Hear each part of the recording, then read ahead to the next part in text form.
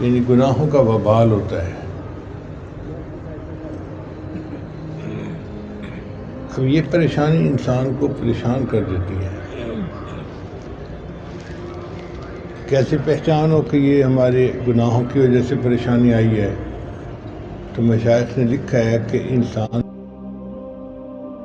جائی ہے مصیبت، اور عجیب بات ہے کہ انسان ان پریشانیوں کو ختم کرنے کے لیے ایڑی چوٹی کا زور لگاتا ہے، پریشانیاں ختم نہیں ہوتی، ایک پریشانی ختم نہیں ہوتی دوسری اوپر سے، وہ ختم نہیں ہوتی تیسری اوپر سے۔ ہم گناہوں کی جان نہیں چھوڑتے اور پریشانیاں ہماری جان نہیں چھوڑتی۔